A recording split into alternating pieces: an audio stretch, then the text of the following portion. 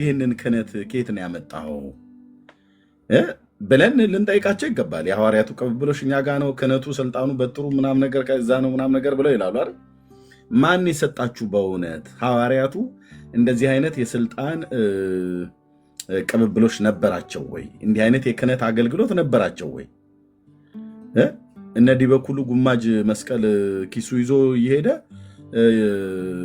ማይሰራ ኃጢአት እግዚአብሔር ይፍታ ብሎ ይል እንደነበረው እነ ቅዱስ ጴጥሮስ እንደዚህ ያደረጉ ነበር። ከሐዋርያቱ ነበረ እንደዚህ የሚያሳይ በታሪክ ውስጥ ለምን በዚህ ጉዳይ ላይ ለማውራት አልፈለጉም ብሎ የሚለው ነገር እንዳለ ጥያቄ ይዘን ግን ካሉ ደግሞ አሁንም እንጠብቃቸዋለን። ከሌሉ ግን በደንብ አድርገን ክህነትን ከብሉይ ኪዳን ጀምረን እና የአዲስ ኪዳን ካህናት እነማን ናቸው ብሎ የሚለውም ማለት ነው። እንደው ዳግዬን አላለፋውን ብዬ ነው ስራ ላይ እንዳለ እንጂ የአዲስ ኪዳን ካህናት እነማን ናቸው ብሎ የሚል ርዕስ ነበር እኔ እንዲሰራልኝ የፈለግኩት፣ ግን ጠርጥሬ ነበር ስራ ላይ እንዳለ ደክሞ ብዬ ብዙም ደግሞ ስላደከምኩት ነው። እግረ መንገዴንም ማስታወቂያ ነው።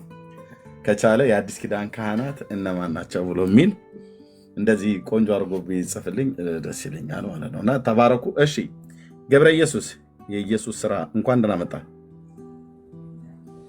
እንኳን ደህና ቆያችሁኝ። ኤርሚ ሁላችሁንም ሰላም ብያለሁኝ። ሰላማችሁ ይብዛ። አሜን። ከየት ቤተ እምነት ነው ወንድማችን? ኢትዮጵያ ኦርቶዶክስ። እሺ እንኳን ደህና መጣ። ቴንክ ዩ። ኦኬ እሺ ዳን ከየት ነው? አሁን ገባው። አሁን ማይክ ዘጋው። ዳን ከየት ነው? ከየት ቤተ እምነት ነው?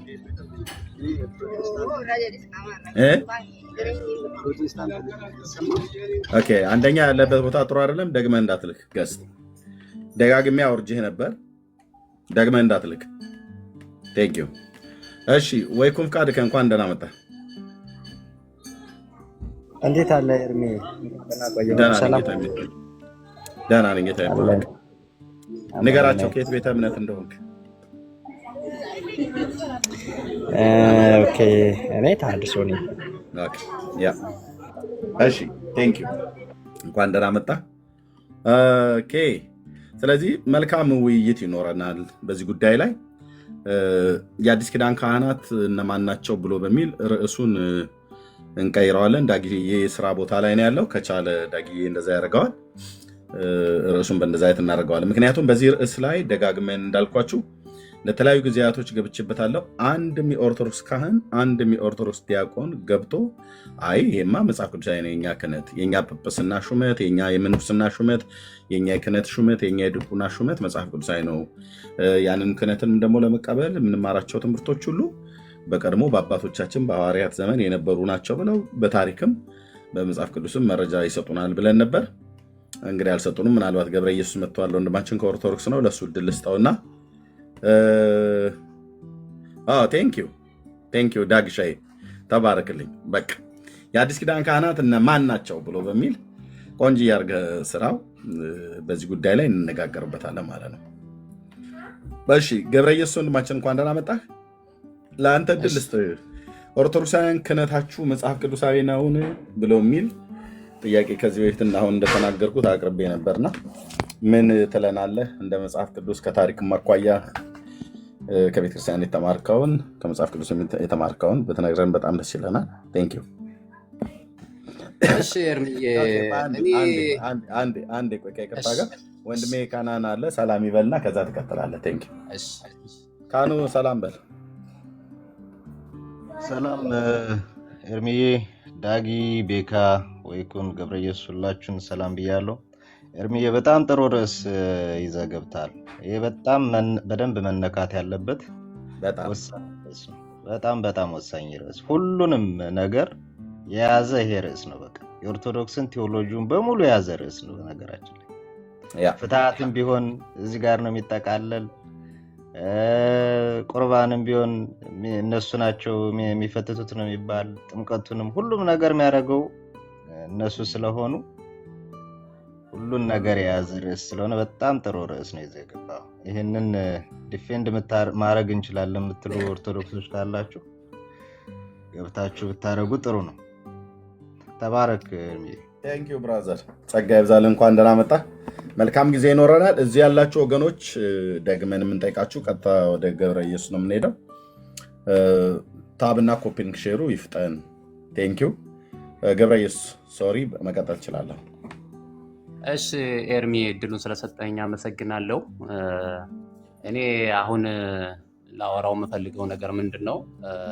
እኔ በኦርቶዶክስ ቤተክርስቲያን እንደማውቀው ክህነት የሚመጣው በአባቶች በመሾም ነው እና ሹመቱ ሲመጣም ክርስቶስን በማወቅ ላይ የተመሰረተ አይደለም።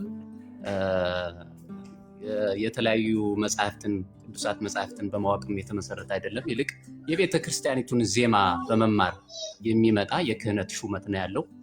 አሁን ላይ ስመለከት መጽሐፍ ቅዱስንም ሳነብ ግን ክህነት እንደዛ እንዳልሆነ ተገንዝቤያለሁ። እኔ አስቀድሜ መናገር የምፈልገው ኦርቶዶክስነቴን አልጠላውም፣ ወደዋለሁኝ። ግን በከፊል የማልቀበላቸው ትምህርቶች አሉ።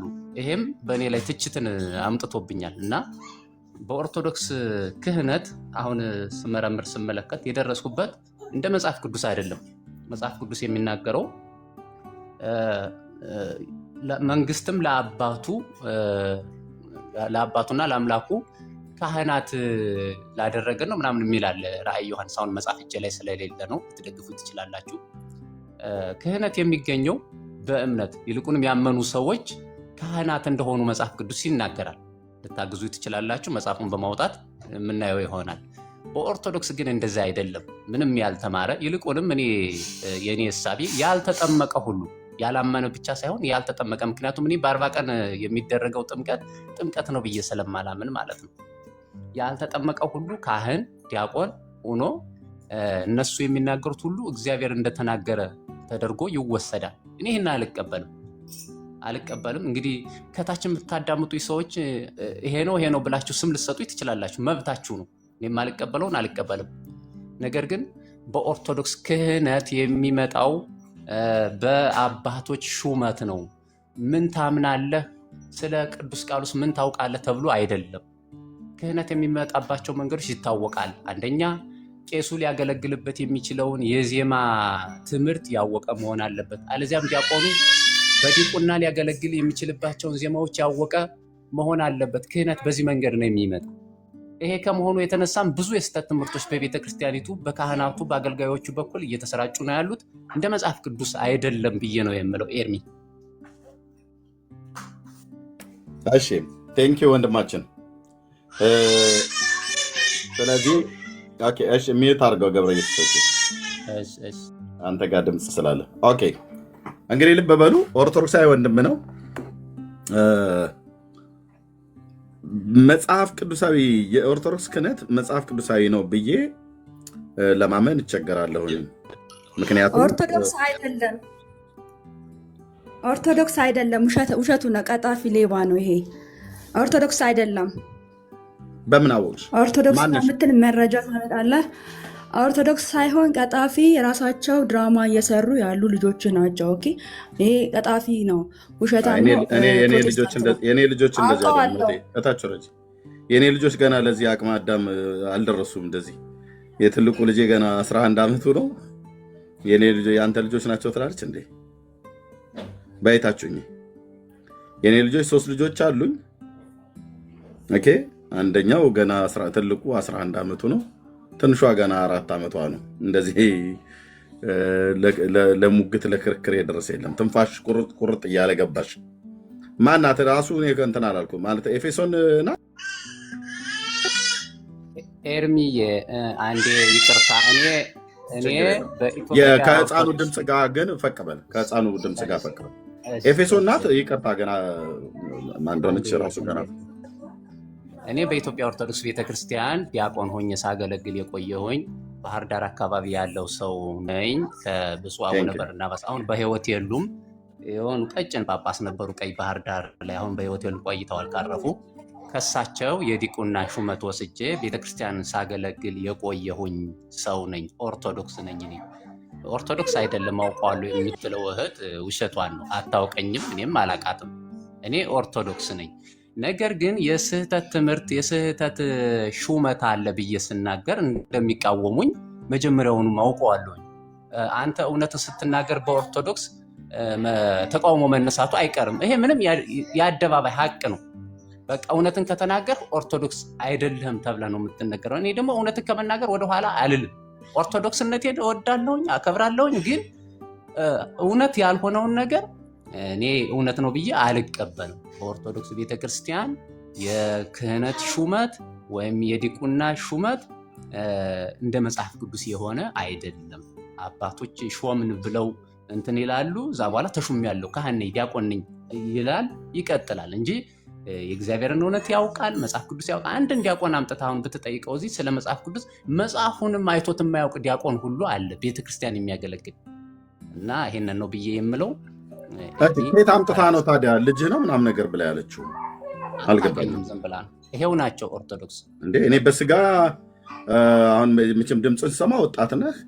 በስጋ እኔ አንተን መውለድ ራሱ እንኳን አልችልም። አንድ ሁለተኛ በመንፈሳዊም እንደው ልጄ ነው እንኳን ብዬ እንዳልልም እንደዛም ደግሞ አይደለም። ስለዚህ ልጅህ ነው ምናምን ነገር ብላ እኮ ስላለች ነው። እኔ ኤርሚዬ እዚህ ቤት ስገባ ራሱ አንተ ጋር ዛሬ ለመጀመሪያ ጊዜ ነው እኔ ቪዲዮዎችን አንተ ራሱ አታውቀኝም። እኔ ዛሬ ነው የገባሁት። እንኳን እሷ ልታቀኝ እንዴ ጉዲፈቻ የሆነ ያልክ ዳግሻዬ። ኧረ እኔ ጉዲፈቻ የሚሆን ማደጎ ምናምን ነገር ምንም የማውቅ የለም። ግን እንደዚህ ዝም ብለው ትንፋሿ ቁርጥ ቁርጥ እያለው ነው ገብታ የተናገረችው። እና ግን የምታውቂው ከሆነ ነይና ጠይቂው ኤፌሶን። በዋናው አካውንትሽ አልመጣሽም፣ ግን ይሄኛውም አይነት ከሆነ ማለት ነው። እንደዚህ አይነት ድራማ ከምታሰራቸው መካከል ውስጥ አንዱ እሱ ስለሆነ ነው። ምክንያቱም ፕሮቴስታንት ሆኖ ሲወያይ ራሱ እኔ ነኝ የሚት ያደረኩሽ ሲወያይ ራሱ ሰምቼዋለሁ። በጣም ቀጣፊና እንዴ ኧረ አንቺ ሴትዮ ተረጋጊ። በቃ እንደዚህ አይ ቆይ እንደዚህ አስገባታለሁ፣ አስወርዳታለሁ፣ እንደዚህ በቃ አሰቃያታለሁ ማለት ነው። ምክንያቱም ስድነቷ ዛሬም ትንፋሿ ቁርጥ ቁርጥ እያለ ማለት ነው። ኦኬ ስለዚህ እታች ረጅ ምንም መረጋጋት አልቻልሽም። ቤቱ የሰላም ቤት ነው። እታች ጥሩ የመቃጠል ቀን ይሁንልሽ። እየተቃጠልሽ እርድብን እያልሽ ትሰሚያለሽ ማለት ነው።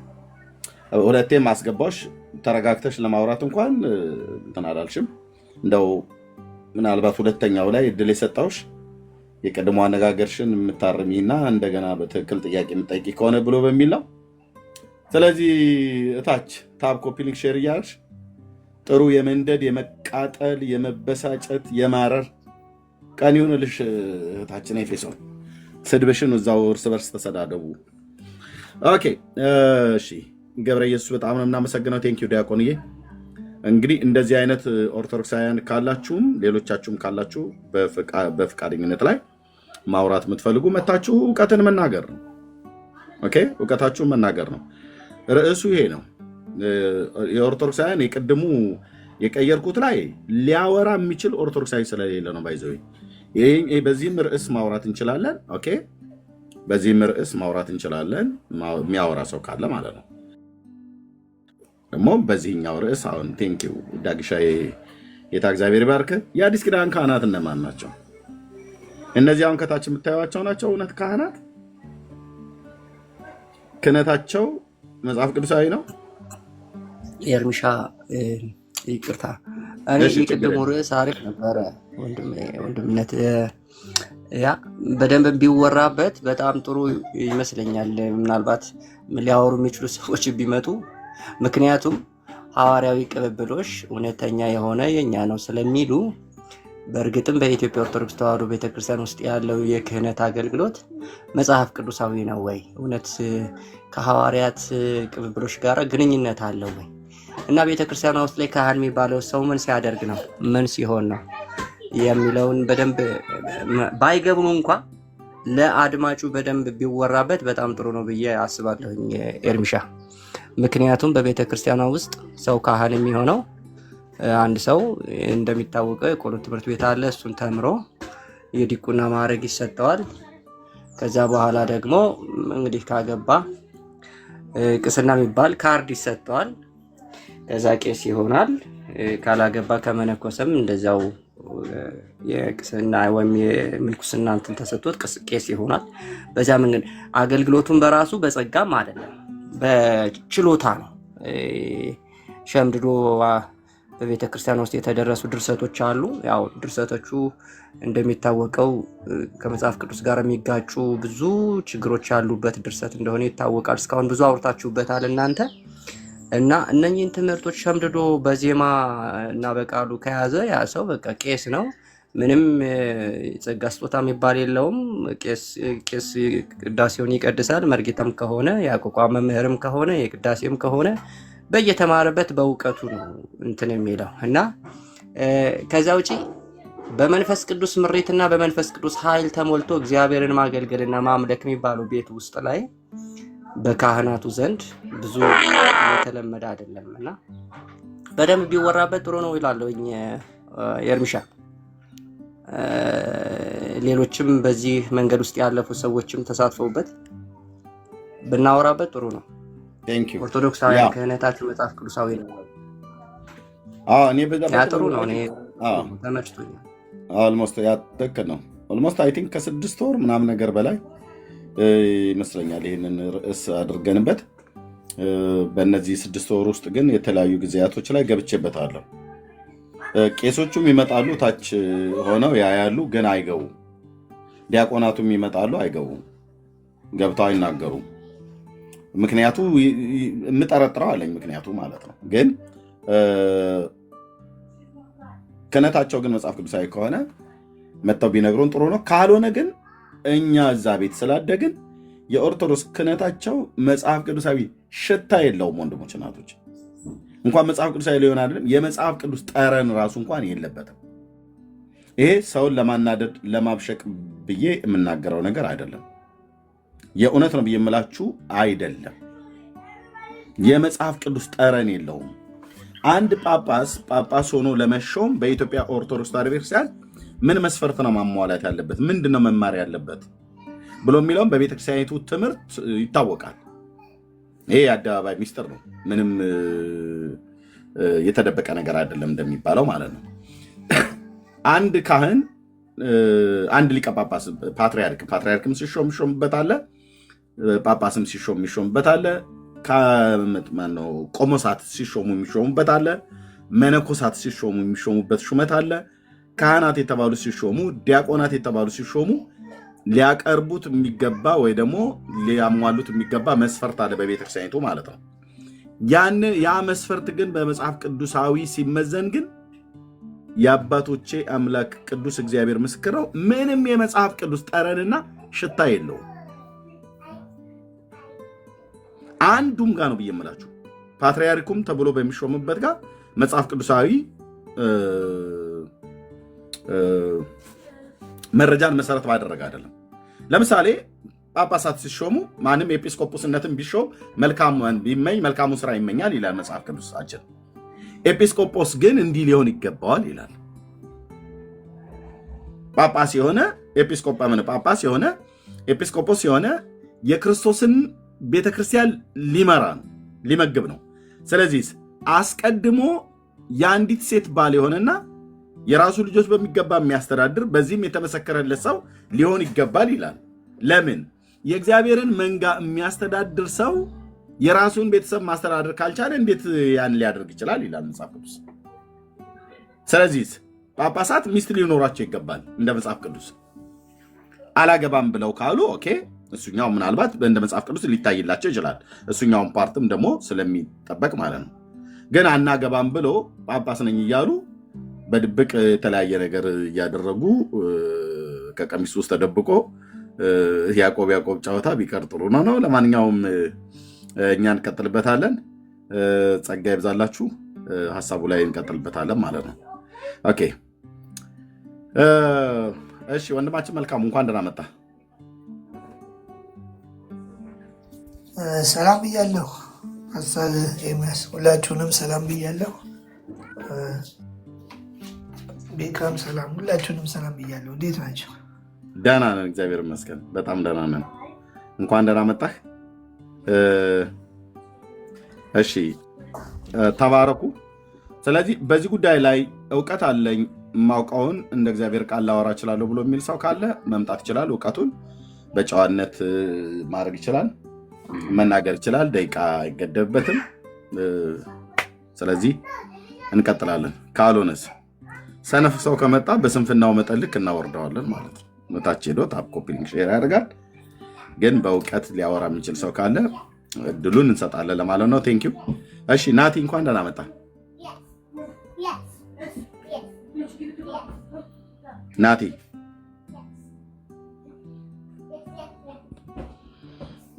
እሺ፣ ጸጋ ይብዛላችሁ። ስለዚህ እንቀጥላለን ማለት ነው። ኦኬ፣ አሁን አገልጋይ የሆነ ቄስ፣ ዲያቆን፣ መነኩሴ መቼም ቆሞሳት እዚህ እንኳን አይመጡም፣ ግን ካሉም ቆሞስ አንድ ከዚህ መጥተዋል። ቆሞስ ግን በቃ ክህነት ነክ ነገር ያላቸው ሰዎች ወይም ደግሞ በነገረ መለኮቱ ዓለም ተምረናል፣ በደንብ የቤተክርስቲያኒቱን ነገር በጥልቀት እናውቃለን ከታሪክም አኳያ በክርስቶስ ቤተክርስቲያን ላይ እንደዚሁም ደግሞ ከመጽሐፍ ቅዱስም አኳያ ብሎ የሚል ሰው ካለ ያ ሰው መምጣት ይችላል። የእውነት የእውነት የእውነት የእውነት አስምሬ ደጋግሜ አስምሬ ገና ሀሳቡ ላይ ትንተናው ሳልገባ የምነግራችሁ የኦርቶዶክስ ቤተክርስቲያን የክህነት አሿሿም መጽሐፍ ቅዱሳዊ አይደለም አይደለም። አንዱም እንኳን መጽሐፍ ቅዱሳዊ ሊሆን አይደለም የመጽሐፍ ቅዱስ ሽታና ጠረን የለውም። ሽታና ጠረን እንዳለው የሚያሳውቁን ሰዎች ካሉ ግን እነሱ ሲናገሩ እውቀታቸውን ለማሽተት የተዘጋጀን ለመስማት ማለት ነው። መጽሐፍ ቅዱሳዊ መሆኑን አለመሆኑን ካስረዱን ማለት ነው። አንዱም አልኳችሁ ድቁናቸው መጽሐፍ ቅዱሳዊ አይደለም። የክህነት አሿሿም መጽሐፍ ቅዱሳዊ አይደለም።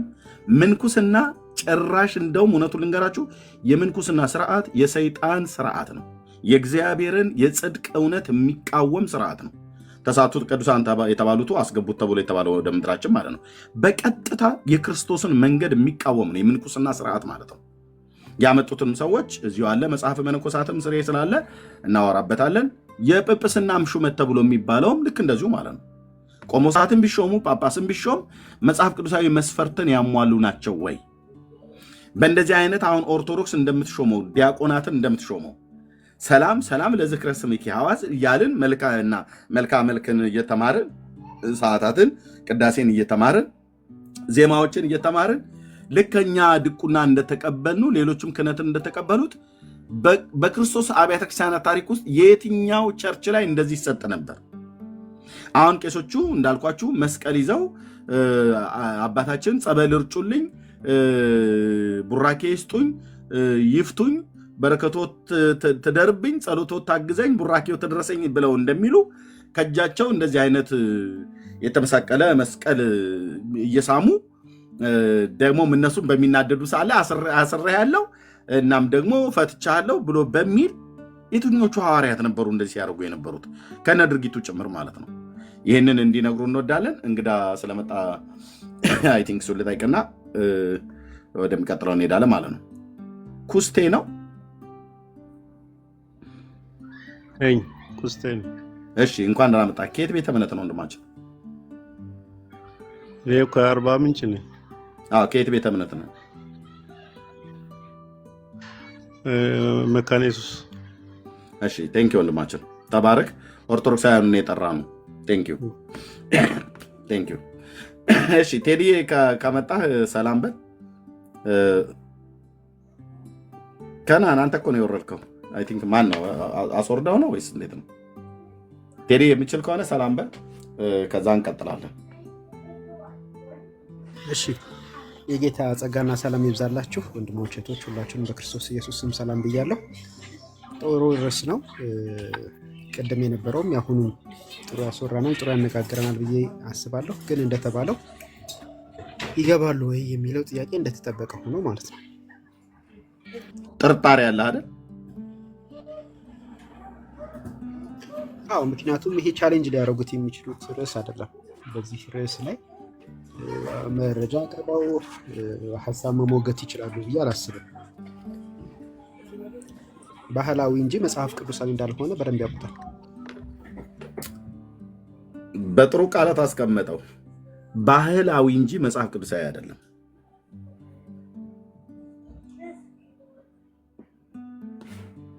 ታዲያ እንደዚህ ተብሎ ይባል እንደ ርዕስ የኦርቶዶክሳውያን ክህነታቸው ባህላዊ እንጂ መጽሐፍ ቅዱሳዊ አይደለም ይረዝማል። እንትን ሆነ አይደል? ዳጊን የአንድ ወር የቤት ስራ ከሰጠኑ ነው። እሺ አይ መጽሐፍ ቅዱሳዊ ነው ብሎ የሚል ሰው ካለ ይምጣ። ይህንን ጉዳይ በሊቀ ማለት በኤጲስቆጶሶች ፍትሐ ነገሥቱ ላይም መጽሐፍ ቅዱስ ላይም አየውና ዲያቆኑም ሊቀ ጳጳስ እንትኑ ኤጲስቆጶሱ ማግባት ይችላል። ማን የከለከለው ብዬ እንደውም ካጠናው በኋላ አንድ ቀን ርዕስ አድርጌ አንደኛ የሚገባም ሰው አጣ፣ የምወያየውም ሰው አጣው። በቃ ተውኩት። ኤጲስቆጶሱ ያገባል። ፍትሐ ነገሥት ላይም እኮ ነው፣ ሁለቱም ላይ። ጳጳስስ ያገባል እኮ ሊቀ ጳጳሱ ያው ጳጳስ አይደለ? ሊቀ ጳጳስ። ስለዚህ ማግባት እኮ ማን የከለከለው አልኩ። የሆነ ወቅት ላይ እያገቡ ሲያበዙ እንደውም ማለት ይሄ እኮ እንደውም ባለፈው አንድ ሰው ወለደ ተብሎ ሲከሰስ ነበር። ታዲያ እየከለከሉ ለምን አይወልድም? ማለት መፈቀድ ለምንድን ነው? ከየት ነው የመጣው? አንድ ሰው እስከዛሬ ድረስ መልስ የተሰጠኝ የለም። ይኸው ፍትሐ ነገሥቱም ተቀምጧል። ዲያቆኑ ሁሉ እኮ እዛ ጋር ያግባ ነው። እንደውም በጣም ራሳቸውን ቅድም አንድ ነገር ስጠቅስ ነበረ። ራሱን ያልገዛ ቤተሰቡን የማያስተዳድር ቤተክርስቲያንን ሊመራ አይችልም። ስለዚህ ሊቀ ጳጳስ ይኸው እኔ ከፈለጉ ማስረጃ ፍትሐ ነገሥትም አለኝ እና በዚህ ጉዳይ ያነሳው ግን እስካሁን መልስ በሆነ ወቅት ላይ ተከለከለ እና ማንም መልስ አጣው። ክህነት ደግሞ እኛ ራሳችን ካህን ነን፣ ለዛውም የንጉሥ ካህን ልጆች። ስለዚህ ክህነቱ አሁን አለ። ባለፈው እንደውም ቀሲሱ እኔን ተሰብስበው መዝሙር ያሬድ ምናምን ሲያወግዙኝ ከየት አምጥቶ ነው? አንደኛ ቀሲስ የሚባል በመጽሐፍ ቅዱስ አይነው፣ ሁለተኛ ተሰብስቦ ሊቀ እንትኑ ቃለ አዋዲው ሊቀ ጳጳሱ እንጂ እዚህ ያለ ቲክቶክ ላይ አይደለም ምንም ላይ ማውገዝ አይችልም ይላል። ከየት ወዲያው ደግሞ ውግዘት አላደረግንም ብለው በሌላ እንትን ደግሞ ተሰብስበው አሉ። ስለዚህ የክህነትም ጉዳይ የአባትም ጉዳይ የሊቃውንትም ጉዳይ እየተዘጋ ነው። ክርስቶስ ማቴዎስ 23 ላይ ዘግቶታል። ጭራሽ እንደውም አባት እንዳትሉ ነው ያለን። በቃ የለም፣ ምንም የለም። ቅድም ሽታውም አልክ ምንም ነገር የለም። ስለዚህ ምንድነው የምናደርገው? አላቅም። ይህን ከዚህ በፊት አንስቼዋለሁ። አንስቼ ማንም ሰው አይፈልጉም፣ እንደዚህ አይነት ውይይት አይፈልጉም። የሊዲያ ልብ ተከፈተ አልተከፈተ ነው ጦርነት የሚከፍቱት፣ ስንት ጉዳይ እያለ እና ይሄ ነው። በዚሁ አጋጣሚ ወደ 335 ሰው ቢኖር ከጀርባ ደግሞ ብዙ ሺህ ህዝብ አለ እናውቃለን። ስለዚህ መጽሐፍ ቅዱስ ላይ የተጻፈውን በፈለገው መልኩ መሰረዝ አደጋ አለው። እንዳልከው ማለት ክህነቱ ላይ ምንም የለም። እኔ ዲቁናውንም አይቼዋለሁ። ሁለት ወንድሞች ዲያቆኖች ናቸው። የኔ አባትም እኮ ካህን ነው። ዘሮቼ ቀሲሶች ምናምን ናቸው። ግን ዝም ብዬ በመጽሐፍ ቅዱስና በራሳቸው በተለይ የቀደመው መጽሐፍቱን ስታይ አይገናኝም። እኔ ምን እንደሚሻል አናውቅም። ማለት እንደዚህ አይነት ውይይቶች እንዲነሱ አይፈለግም። ከእንትና ጋር ማነው ይህ ከታድሶ የተመለሰው ማን ነው? ባለፈው እንዲሁም ኮራፕሽን ተፈጠረበት የተባለው እሱ ገባ። መምህር ማን ነው ገባና ይህን ጥያቄ አንተ ማነህ ጥያቄ ያደረገ ምን አገባ ምናምን ብሎ ሌላ ቤት ከፍቶ ሰደበኝ በምን እንደዚህ ተሳደበት ተብሎ የተሳደበው ሰውየው መምህር ከሆንክ እንዴት ይሄን አታውቅም? ፍትሐ ነገሥት ላይ እንትኑ ኤጲስቆጶሱ አንድ ሚስት ትኑረው ፍትሐ ነገሥቱ ከመጽሐፍ ቅዱስ ወስዶ አባቶች እንደዚህ አስቀምጠው ሁለቱንም መጽሐፍ ጥሎ ወዲያ አስቀምጠው አይ ማግባት የለበትም። ከየት ነው የመጣው? የለም። እንደውም አንድ ጥቅስ ላይ ላልኩት ትዳርን የሚከለክሉበት ዘመን ይመጣል። ትዳርን ይከለክላሉ። ትዳር እኮ በጣም የሚገርም እንደውም መንፈሳዊ ነገር የሚገለጽበት በጣም እግዚአብሔር ከሰጠን በምድራዊ ላይ በንጹህና በቅድስና የምንኖርበት ልጅ ወልደን ትውልዶችን የምናፈራበት የእግዚአብሔር ቃል ብዙ ተባዙ ብሎ በትዳር ምድሪቷን የምንሞላበትን ነገር ተከልክሎ በራስ ተነሳሽነት ወይንም እንግዲህ በዛን ዘመን ልክ እንደሆኑ ታዋቂ በሚሆኑበት ሰዎች እንደፈለጉ ጽፈው ማስቀመጥ ልክ አይደለም። ማቴዎስ 23ንም ብናነበው ኢየሱስን እንስማ ባለፈው ብያለሁ። ኢየሱስን እንስማ ወይስ እናንተን እንስማ? ከዚህ በኋላ እንግዲህ ኢየሱስ ያለውን መስማት ስለምንፈልግ አይቻልም ካለን አይቻልም ነው። ማቴዎስ 23 ላይ ሊቅ ተብላችሁ አትጠሩ ሊቃውንትም ተብላችሁ ምን አትበሉ ስላለን ይህንን ማቴዎስ እንግዲህ 23ን ደጋግመን ወይንም ሌሎቹንም መጽሐፍቶች ለእኛም የተሰጠንን ስልጣን አንደኛ አጋንንትን እንዳናስወጣ፣ ለበሽተኞች እንዳንጸልይ፣ ምዕመኑ ዝም ብሎ እንዲነዳ ሁሉን ለካህን ይሰጧል። ሁሉም አንተ ዝም በል ነው። አንተ ዝም በል ምዕመን አይደለም። አንተ ዝም በል አንተ ምን ታውቃለህ? ለምንድን ነው የማላውቀው? እያነበብከዋል። አንተ ዝም በል ነው የምትባለው። ለምን? ሁሉን ወደ እነሱ ይሄዳል። ይቅርታ ቤተሰብ፣ ሀሳቡ ላይ ትኩረት እናድርግ። ርዕሱ ላይ ስቲክ እናድርግ። ሮያል ገብቷል። በርዕሱ ላይ እንድንነጋገር ሀሳቡ ላይ ትኩረት እናድርግ። ኤርሚ ያለህ እየሄድን ነው። ኦኬ አንተ የምትጫወተው ለምን አትናገርም? አሁን ስድብ ሊጀምር ነው። ወንጌልን ልቀጥል ነው። እዚህ መጣ። እስቲ ስድብ ትንሽ ወንጌልን እንስማው። ምንድን ነው? ምን ተፈጥሮ ነው? ቤቱን ምራ። ጴንጤ ነኝ። መስቀል ትልቅ መስቀል አንገት ላይ ኦርቶዶክስ ከምተች ሮያል ቆይ ቴንክ ዩ። እንኳን ደህና መጣችሁ። እንደገባህ መጣላት የለብህም። እሺ፣ እዚህ ቤት ሰውን መሳደብ አይቻልም። ኦኬ፣ በፍጹም አይቻልም። በእውቀት መሞገት አልሰደብኩትም። ራስን ለይ አውጣ ነው ያልኩት። በቃ ኦርቶዶክስ ነው፣ ኦርቶዶክስ ነኝ ብለዋል። መብቱ ነው።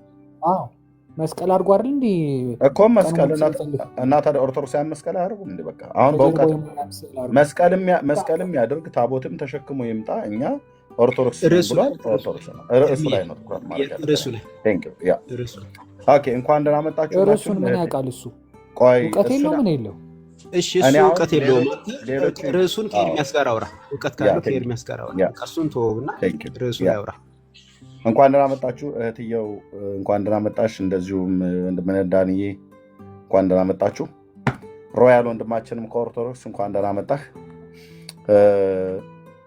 እንግዲህ በዚህ ጉዳይ ላይ ሊያወሩ የሚችሉ ኦርቶዶክሳዊ ካሉ ይምጡና መነጋገር ይችላሉ።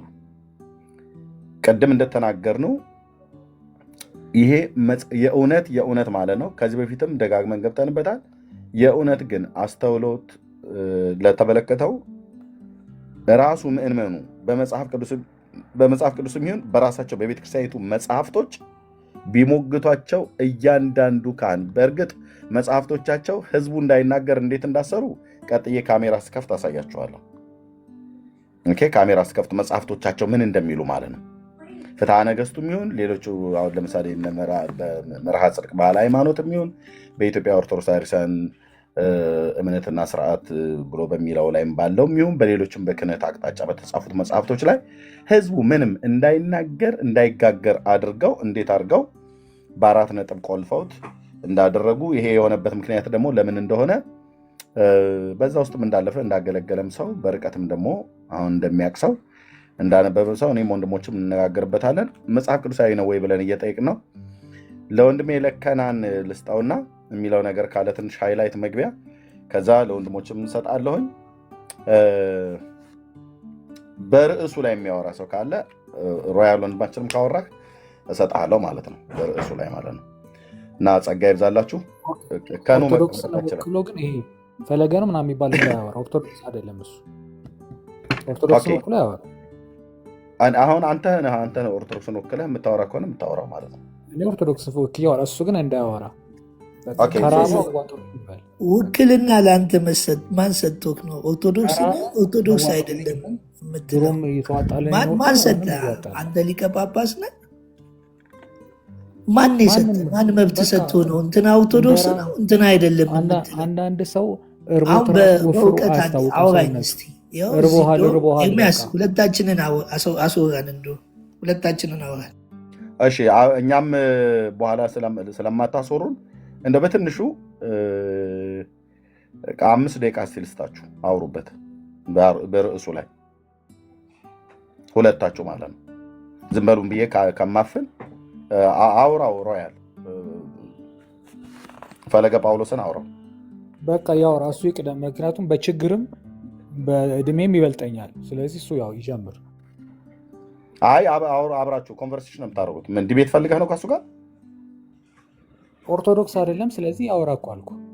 እኔ ኦርቶዶክስም ይሁን ጴንጤም ይሁን ሙስሊምም ይሁን በርዕሱ ላይ አውሩ ነው ያልኩት። አሁን ቅድሚያ አሁን እንግዲህ ንግግራችሁን ስለሰማው ሁለታችሁንም ዝም በሉ ብዬ አፍኛችሁ እኛ ዝም ብለን ከምንናገር በመጀመሪያ የምትናገሩት ነገር ካለ አንተ ነህ ስትገባ ኦርቶዶክስ አይደለም ብለዋል፣ ጠይቀው አውሩ ትችላለህ። ኦርቶዶክስ ቤተክርስቲያን ሐዋርያት ቅብብል የመጣቸው አንድ 2-3 ጥቅሶችን እንትንንና አቆማለሁ። የመጀመሪያ ክህነት ለምሳሌ ጴጥሮስ ምዕራፍ 2 ቁጥር 9 ላይ እናንተ ግን ከጨለማ ወደሚደነቅ ብርሃን የጠራችሁ የእሱ በጎነት እንድትናገሩ የተመረጠ ትውልድ፣ የንጉሥ ካህን፣ ቅዱስ ሕዝብ፣ ለርስቱ የተለየ ወገን ናቸው። ክህነት ለአማኝ ተሰጥቷል። ክህነት ለአማኝ ተሰጥቷል። አማኞች ካህናት ናቸው። ይሄ መጽሐፍ ቅዱስ ይሄንን ለማፈን ክህነቱን ለሌሎቹ ብቻ ስለተሰጠ ሁላችንም ካህን ነን። ሌላው ደግሞ በዚህ መልስ ከሰጠበት እጠይቀዋለሁ። ማንም ኤጲስቆጶስ ቢሆን መልካምን ነገር ስራ ይመኝ የሚለው ቃል የታመነ ነው። እንግዲህ ኤጲስቆጶስ እንዲህ ሊሆን ይገባል፣ የማይነቅፍ የአንዲት ሚስት ባል ልከኛ ይላል። እታችም ደግሞ ዲያቆኑም የአንዲት ሚስት ይላል። ስለዚህ ለምንድን ነው ይህ ቃል የተከለከለው?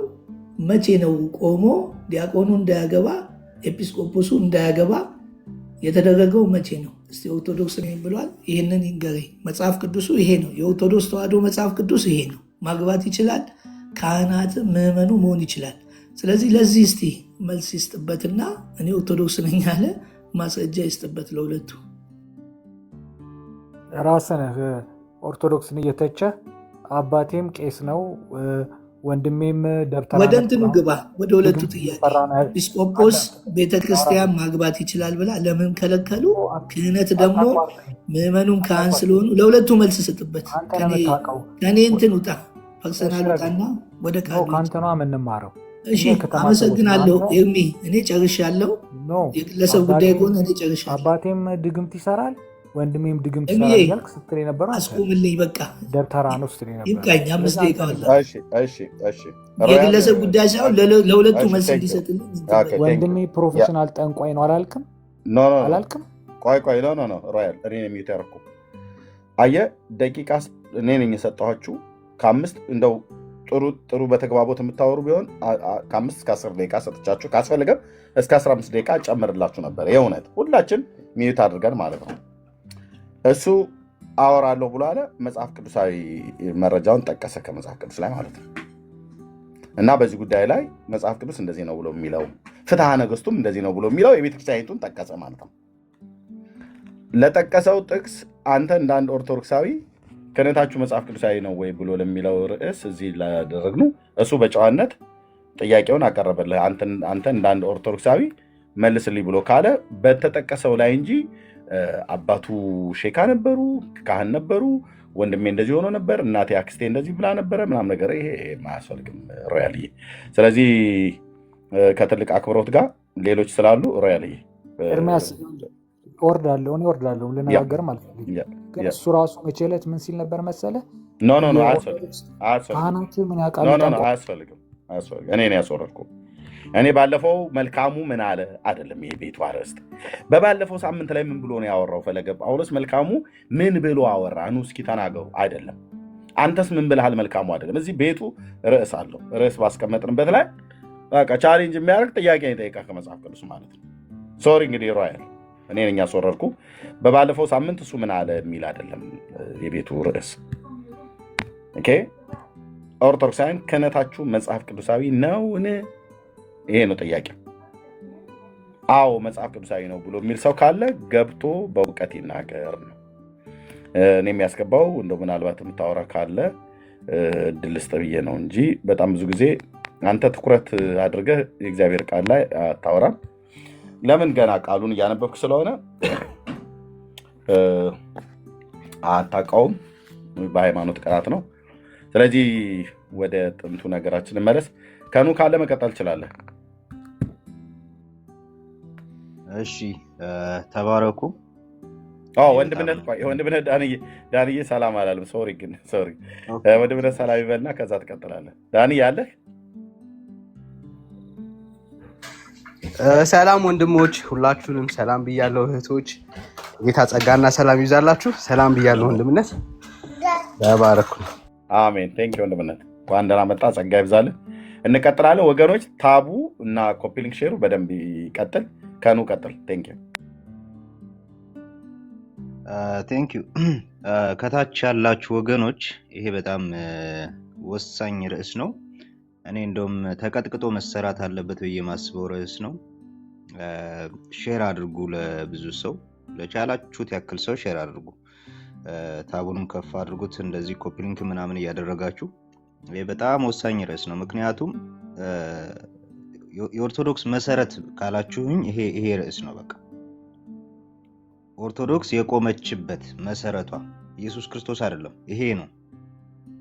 እያንዳንዱ አገልግሎቷ፣ እያንዳንዱ ትምህርቷ የሚሽከረከረው በዚህ ርዕስ ዙሪያ ላይ ነው። በተቻላችሁ አቅም በዚህ ርዕስ ላይ በደንብ መሰራትም አለበት። በተጨማሪም ደግሞ ሼርም እያደረጋችሁ ለኦርቶዶክሳውያንም ሼር አድርጉላቸው። ይምጡ ይግቡና እስኪ ዲስከስ ያድርጉበት። ወደ ርዕሱ ስገባ እንግዲህ በመጽሐፍ ቅዱስ ክህነት አራት አይነት ክህነት እናገኛለን። በመጽሐፍ ቅዱስ አራት አይነት ክህነት የምናገኘው፣ አንደኛው ክህነት የአሮን ልጆች ያላቸው ክህነት ነው። ሁለተኛው ክህነት የጌታችን የኢየሱስ ክርስቶስ ክህነት ነው። ሶስተኛው ክህነት መልከጼዴቅ ያለው ለኢየሱስ ክርስቶስ ክህነት ምሳሌ የሆነው ክህነት የመልከጼዴቅ አይነት፣ እንዲሁም ደግሞ የአብርሃም አማች የሙሴ አማች የነበረው የዮቶር አይነት ክህነትም አለ።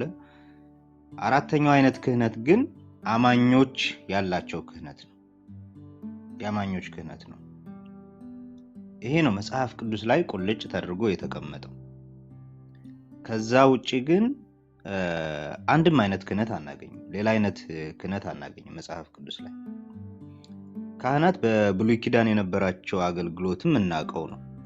እነዚህ የአሮን ልጆች እግዚአብሔር ሙሴን አሮንን ለይልኝ፣ ለክህነት ለይልኝ ብሎ ለየው። ልጆቹና የልጅ ልጆቹ በሙሉ የእርሱ የበኩር ልጆቹ እና የበኩር ልጆች የሆኑት በሙሉ ምን ይሆናሉ? ካህናት ይሆናሉ። የበኩር ልጅ የሚሆነው ሊቀ ካህናት ይሆናል። የበኩሩ ልጆች ደግሞ ልጆች በሙሉ ከበኩሩ በኋላ ያሉት ደግሞ ካህናት ይሆናሉ። ሌሎቹ ደግሞ የሌዊ ልጆች በአጠቃላይ የሌዊ የተባለው ደግሞ ማለትም አሮን የሚመዘዝበት ልጆች ደግሞ ምን ይሆናሉ? እነሱ ሌዋውያን ተብለው ካህናቶችን እነዚህን የአሮንን ልጆች የሚያገለግሉ ይሆናሉ። በቤተ መቅደሱ ዙሪያ ወይም ደግሞ በድንኳኑ ዙሪያ ካህናቶቹ በሚያስፈልጋቸው እገዛ፣ ለምሳሌ ከአንድ ቦታ ወደ አንድ ቦታ ሲንቀሳቀሱ እንትኑን ይሸከማሉ፣ ድንኳኑን ይሸከማሉ። ድንኳኑን ከአንድ ቦታ ወደ አንድ ቦታ በመሸከም አካባቢውን በማጽዳት በእንደዚህ አገልግሎት ያገለግላሉ፣ ያግዟቸዋል። እነዚህ የአሮን ልጆች ማነው የሌዊ ዘሮች ማለት ነው። እግዚአብሔር እነዚህን ሲለያቸው ደግሞ የተለየ አገልግሎት ሲሰጣቸው ለካህናቱ የተለየ አገልግሎት ምንድነው? መስዋዕት ማቅረብ ነው። መስዋዕት እንዲያቀርቡ በእግዚአብሔር ፊት እንዲቆሙ ህዝቡን እንዲወክሉ የተደረጉ ናቸው። ህዝቡን ወክለው በእግዚአብሔር ፊት መስዋዕት ያቀርባሉ። የድንኳኑን ወይም ደግሞ ሰለሞን በቤተ መቅደሱን በሰራ ጊዜ ደግሞ ቤተ መቅደሱን እንዲያገለግሉ የተመረጡ ወይንም ደግሞ የተለዩ ናቸው። እነዚህ ልብስም የተለየ ልብስም አላቸው። ማለትም ቅድስናቸው የተለየ እንዲሆን አለባበሳቸውም የተለየ ነው። ይሄ የደረት ኪስ ያለው ኤፉድ እንዲለብሱ፣ ቀሚስ እንዲለብሱ፣ ዥጉርጉር ቀሚስ፣ መጠምጠሚያ፣ መታጠቂያ ያለው እነዚህ ነገሮች እንዲለብሱ በዘሁልቁ ላይ ታዘዋል ካህናቱ ማለት ነው። በቤተ መቅደስ ሲገቡ ንጹህ ሆነው ነው የሚገቡት። ታጥበው በንጽህና በቃ እግዚአብሔር ፊት ነው የሚቀርቡት። በመንቀጥቀጥ በመፍራት ነው የሚቀርቡት በእግዚአብሔር ፊት። የተለየ ስርዓትም አላቸው። ይባርካሉ። ለምሳሌ እግዚአብሔር ይጠብቅህ፣ ይራራልህ፣ ፊቱንም ያብራልህ እያሉ ይባርካሉ። 5 አይነት መስዋዕቶች አሉ። እነዛን 5 አይነት መስዋዕቶች ያቀርባሉ። በተለይ ደግሞ ዮም ኪፑር የሚባለው የታላቁ ሰንበትን ቀን ሊቀ ካህናቱ የጠቦት መስዋዕት አቅርቦ ወደ ቤተ መቅደሱ ቀርቦ የማስተሰሪያን ስራ ይሰራል። ይሄ ሁሉ ግን ምሳሌው ለአዲስ ኪዳን ነው። እንደው ዝም ብሎ እግዚአብሔር ደስ ብሎት ምናምን ነገር በጎችን ማሳረድ ፈልጎ እንደው አዲስ ልብስ ሽቶ ተቀብቶ ምናምን የሆነ የተለየ ልብስ ለብሶ ምናምን ነገር ሲቀርብ ምናምን አስደስቶት አይደለም። እግዚአብሔር ውጫዊ ነገር ምንም አይደለም። እግዚአብሔር የሰው ፊትን አይቶ አያደላም ይላል እግዚአብሔር ቃል ሲናገር። ውጫዊ ነገር የሆነው ነገር ምንም አይደለም ለእግዚአብሔር ውስጥ ነው እንዲጸዳ የሚፈልገው።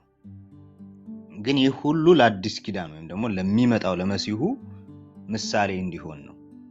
ምክንያቱም በአዲስ ኪዳን በክርስቶስ ኢየሱስ በኩል የሚደረገው ኪዳን ሁሉንም በክርስቶስ ኢየሱስ ልብሶቻቸው ታጥበው እንዲቀርቡ የሚያደርግ ነው። እሱን ግን ከመምጣታችን በፊት የኦርቶዶክስ ክህነት ምን እንደሚመስል ባጭሩ ልንገራችሁ። የኦርቶዶክስ ክህነት ማለት አንድ ሰው ሲፈልግ የሚያገኘው ነው። ራሱ ፈልጎ የሚያገኘው ነው። እግዚአብሔር መርጦት አይደለም። እንደ አሮን ክህነት ዕብራውያን 7 ላይ ካነበባችሁ ምን ይላል መሰላችሁ? ሹመት ለወደደ ወይም ደግሞ ለራሱ ለመረጠ ሳይሆን ከሚሾመው ከሚሰጠው ከእግዚአብሔር ነው ይላል። የሚመርጠው እግዚአብሔር ነው ይላል። የኦርቶዶክስ ክህነት የሚባለው ግን የተለዩ ሰዎች ምናምን ነገር የሚሰሩት ግን ራሳቸው ፈልገው ነው። አሁን እኔ ነገ ተነስቼ ካህን ልሁን ብል ቀላል ነው።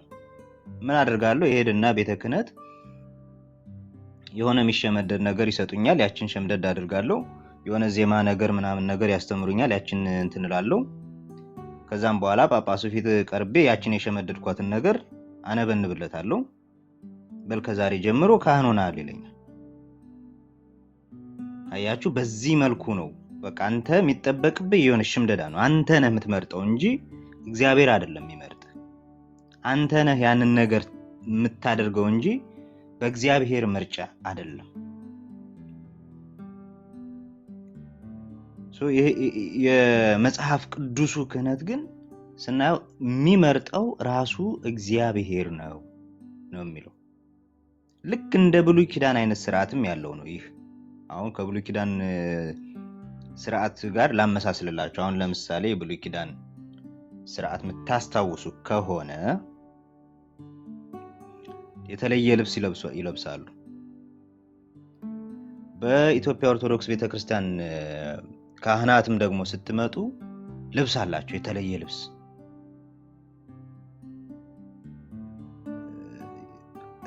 በሚቀድሱበት ሰዓት የሚለብሱት፣ በፍትሐት በሚያደርጉ ሰዓት የሚለብሱት የተለየ ልብስ አላቸው።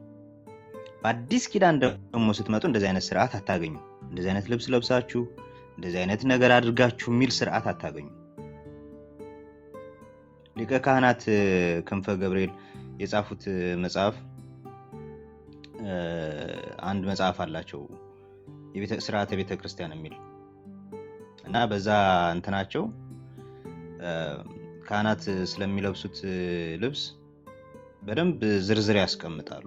በቃ እንደዚህ አይነት ልብስ ነው መለበስ ያለበት በእግዚአብሔር ፊት ለመቅረብ ብለው እንትን ይላሉ። በአዲስ ኪዳን ግን እኛ የአዲስ ኪዳን ካህናት ወይም ደግሞ እውነተኛው ክርስቲያኖች ምንድነው ልብሳችን የተባለው?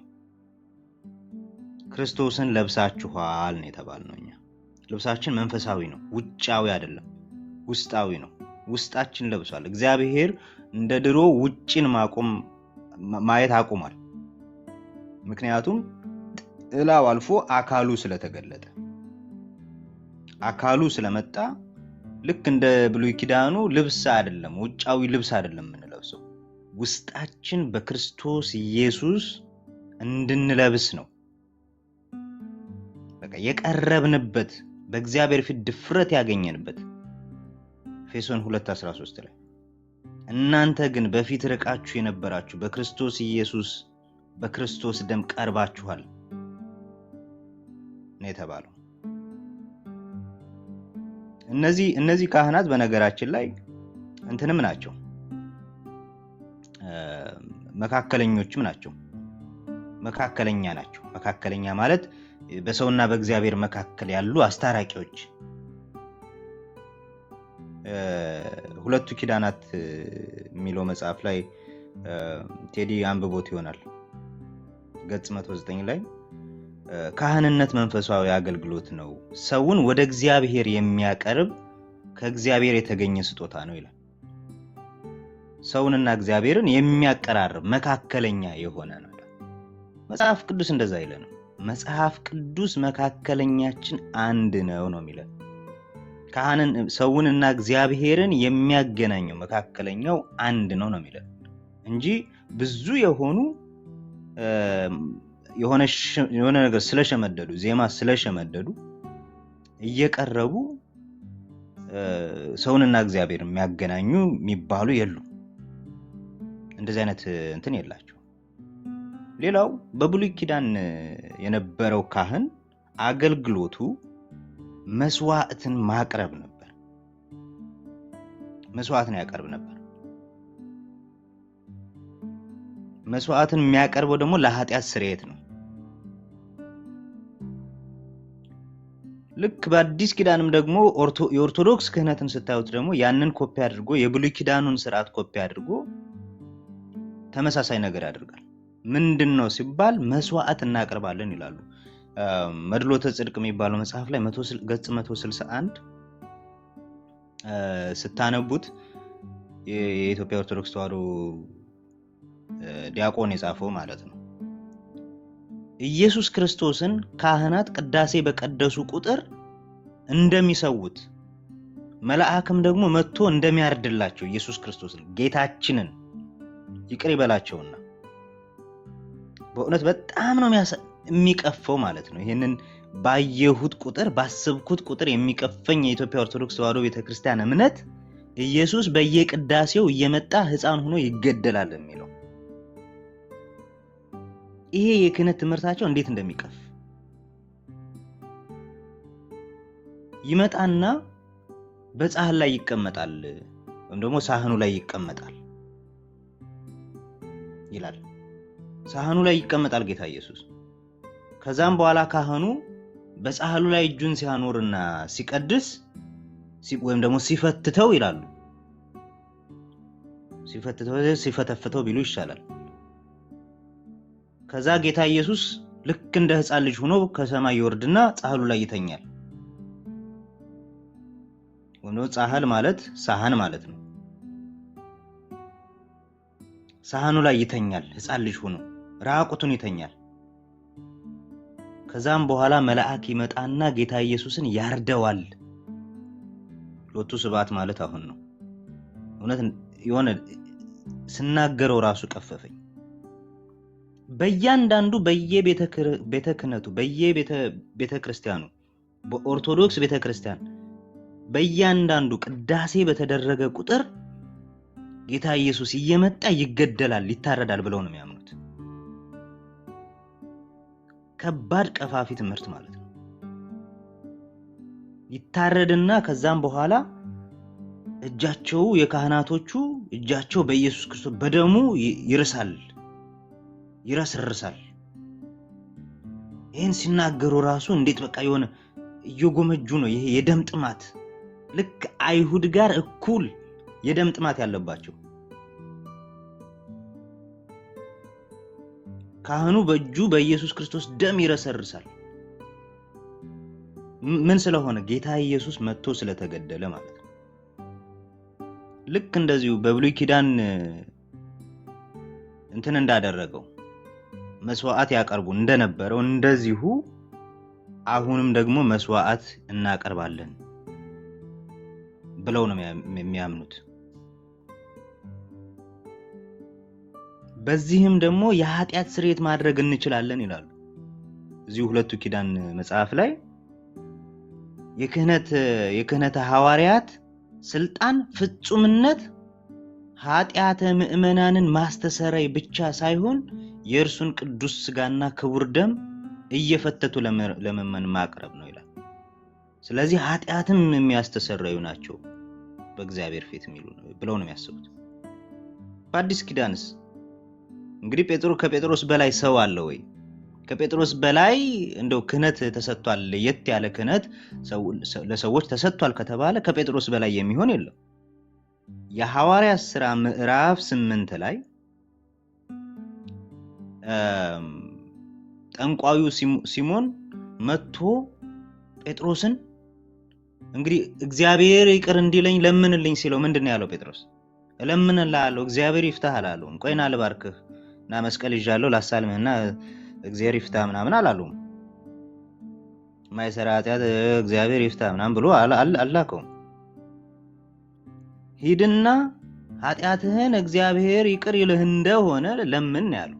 ራስ ለምን ቀጥታ እኔ መካከለኛ አይደለሁም፣ እኔ ኃጢአት ማስተሰሪ መካከለኛ አይደለሁም ያለው። ኃጢአትን ይቅር ይልህ እንደሆነ እግዚአብሔርን ሄድና ለምን አለ እንጂ ና በል 4 ሱባኤ እሰጥሃለሁ 40 ስገድ 100 ምናምን ስገድ በል መንፈስ ቅዱስን ነውና ያሳዘንከው እንደው ላንተማ 1000 ነው ማሰግድህ። አንዳንዱ ካህን እንደውም በጣም የሚጠላው ምእመን ካለ በጣም ብዙ ስግደት ይሰጠዋል። 2000 ምናምን እንትን ማያበላው ከሆነ እየጠራ ትንሽ አረቄ ማያጠጣው ከሆነ ውስኪ ማይሰጠው ከሆነ እንትንም ዳቦ ምናምንም እየቆረሰ ማይሰጠው ከሆነ የሚያናደው ከሆነ በላንተ በጣም የከባድ ኃጢአት ነው ይለዋል። ከባድ ኃጢአት ነው በል 4000 ስገድ ይለዋል። ስትራፖ ያስይዘዋል ማለት ነው። ሰውየውን ከስራ ራሱ ያስቀረዋል። በጣም የሚወደው ከሆነ ደግሞ በል እኔ ጾምልሃለሁ እኔ ሰግድልሃለሁ ይላሉ። የሚወደው ከሆነ ደግሞ ትንሽ የሚያቀርበው ምናምን ከሆነ እየጠራ ምሳም ቁርስም ምናምን የሚጋብዘው አይነት ሰው ከሆነ ደግሞ ካህኑ እኔ ጾምልሃለሁ እኔ ሰግድልሃለሁ ይለዋል። እውነተኛ ታሪክ ነው የምነግራችሁ። በነገራችን ላይ እውነተኛ ታሪክ ነው የምነግራችሁ፣ እየቀለድኩ አይደለም። እኔ ያየሁትን ነው የምነግራችሁ። እኔ ግድ የለም አንተ አትጹም ገብረ ማርያም ገብረ ኢየሱስ እኔ ጾምልሃለሁ ግድ የለም እኔ ሰግድልሃለሁ አንተ አትስግድ ችግር የለም ተባብለው ይወሳሰዳሉ፣ የራሳቸው ይወስዳሉ።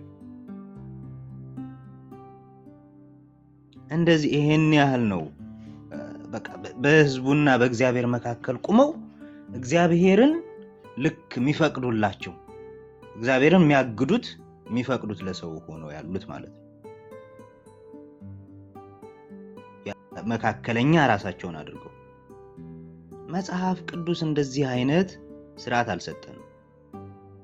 እንደው በትንሹ ለሙታን እስከ መጸለይ ለሙታን ይጸልያሉ።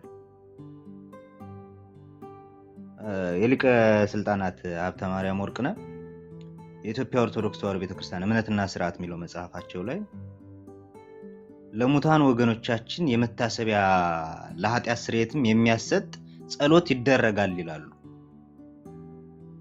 ለኃጢአት ስርየት ለማን? ለሞተ ሰው የኃጢአቱን ሊያስተሰርዩ ተሰብስበው ሬሳውን ከበው እንደውም አንዳንዴ እርግማን ሁሉ ይራገማሉ። ጸሎት ሊያደርጉ ተሰብስበው እርግማንም ይራገማሉ። ለይሁዳ የተባለውን ርስቱን ይውሰድበት ይጥፋ ምናምን የሚለውን ሁሉ በግዕዘኛ ይደግሙበታል። ህዝቡም አሜን ይላል። ሬሳውን ከበው ማለት ነው። ፍትሐት ፈተው ሊያስወጡት ከሲኦል እነማን? እነዚህ ዜማና የሆነ ነገር ሸምድዶ መጥቶ ማለት ነው። መጽሐፍ ቅዱስ ግን እንደዚህ አይነት ነገር አናገኝም። የሉቃስ ወንጌል ምዕራፍ 16 ላይ በእኛና በእናንተ መካከል ታላቅ ገደል አለ ነው ያለው አብርሃም። ባይኖር እኮ አብርሃም ምን ፈልጎ ነበር ማለት ነው? ባይኖር ችግር የለውም ብትመጣ ደስ ይለኝ ነበር፣ ግን አንችልም፣ እኛም ወደ እናንተ መምጣት አንችልም፣ እኛም ደግሞ እናንተም ደግሞ ወደኛ መምጣት አትችሉም ነው ያለው አብርሃም። እንዴ አብርሃም ለዛ ሰው እኮ ያዝኖለታል እኮ ያዝንለታል። አብርሃም ማስወጣት ያልቻለውን ከሲኦል እዚህ የሆነ ግዕዘኛ ሸምድጄ ስላነበነብኩ አስወጣዋለሁ ብሎ ማለት በጣም ከባድ እኮ እንትን ነው፣ ድፍረት ነው። ብቻ ላለማስረዘም መጽሐፍ ቅዱስ ሁላችንንም የኃጢአትን እንትን ስለ ሐዋርያት አፖስቶሊክ ሰክሰሽን ስለሚለው ወደኋላ ደግሞ እናወራበታለን። ለጊዜው በዚህ ልጨርስ። ተባረኩ። ቴንክ ዩ ብራዘር። እንደዚህ በመረጃና በእውቀት ሲወራ እንዴት ደስ ይላል። ኦኬ እንግዲህ ሌሎችም ወንድሞች በዚህ ጉዳይ ላይ ትናገራላችሁ። መጽሐፍቶች አሉ ዛሬ ብቻ ገልጠን ማንጨርሳቸው። ይህንን ርዕስ ግን ጌታ ይረዳናል። ቴዲዬም አንተ ጋር ባለ መረጃ ተዘጋጅበት። ዳንዬም እንደዚህ ዳግሻም ከኑም ካለህ በደንብ ተዘጋጅበት። እኔ ጋር ወደ 3 መጽሐፍቶች አሉ። ሌሎችም በዚህ ጉዳይ ላይ የሚናገሩ መጽሐፍቶች ይኖሯችኋል ብዬ በደንብ ገምታለሁኝ፣ ደግሞ ማምናለሁ። ይሄ ነገር በደንብ አድምተን ነው የምንናገረው ማለት ነው፣ የእውነት ለመናገር እና ከዚህኛው ቀጥሎ በዚህ ማለት ነው። በዚህኛው ኦኬ ያኛው መጽሐፍ ቅዱሳዊ መሆኑ መጽሐፍ ቅዱሳዊ አለመሆኑን ካሳየን በኋላ ህዝቡ ስለሚሰማ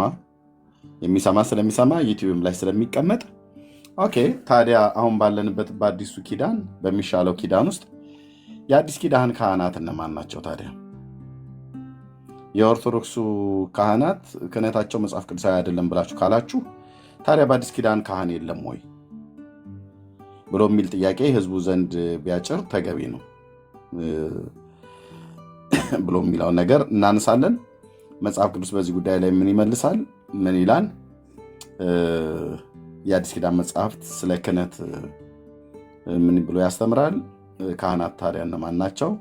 ያንንስ ከማን ተቀበሉት ብሎ የሚለውን እናያለን ማለት ነው። ስለዚህ ግን ይሄኛውን በደንብ አድምተንበት ከተናገርን በኋላ ነው ወደዛኛው የምንመጣው። በተከታታይ በዚህ እንቀጥልበታለን። ከቻላችሁ እዚህ ያላችሁ ወንድሞች እንደው መቼም ቤት በምትከፍቱ ሳለ እንደነ ወንድምነት አይነቶች ወንድሜ